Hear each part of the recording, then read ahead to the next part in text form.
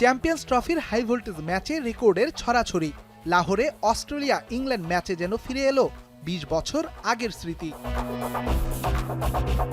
শনিবার দিনের একমাত্র খেলায় মাইটি অস্ট্রেলিয়ার বিপক্ষে ঝড় তোলে ইংল্যান্ডের ব্যাটাররা।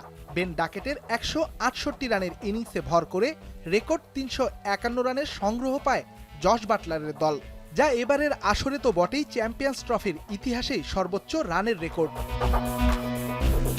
২০০৪ সালে চ্যাম্পিয়ন্স ট্রফিতে যুক্তরাষ্ট্রের বিপক্ষে ৩৪৭ রান করে দলীয় রানের রেকর্ড গড়েছিল নিউজিল্যান্ড। একই ম্যাচে ১৪৫ রান করে টুর্নামেন্টের ইতিহাসে ব্যক্তিগত সর্বোচ্চ রানের রেকর্ড গড়েছিল কিউই ব্যাটার নাথান অ্যাস্টল।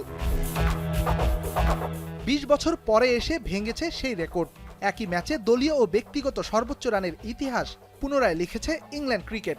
১৪৩ বলে ১৬৫ রান করে বেন ডাকেট গড়েছেন ব্যক্তিগত রানের রেকর্ড, আর নির্ধারিত ৫০ ওভারে ইংলিশদের সংগ্রহ ৩৫১ রান। ম্যাচের প্রথম ইনিংসের পর রদবদল হয়েছে চ্যাম্পিয়ন্স ট্রফির দলীয় সর্বোচ্চ রানের টেবিলে। এতদিন শীর্ষে থাকা নিউজিল্যান্ডের অবস্থান এখন ২ নম্বরে। ৩, ৪ এবং ৫-এ আছে যথাক্রমে পাকিস্তান, ভারত ও ইংল্যান্ড। পরিবর্তন এসেছে ব্যক্তিগত সর্বোচ্চ রানের তালিকাতেও। বেন ডাকেট শীর্ষে উঠায় নাথান অ্যাস্টলের অবস্থান এখন দ্বিতীয়তে। পরের ৩ নাম এন্ডি ফ্লাওয়ার, সৌরভ গাঙ্গুলি ও সচিন রমেশ টেন্ডুলকার। রেদওয়ান শাওন, এখন।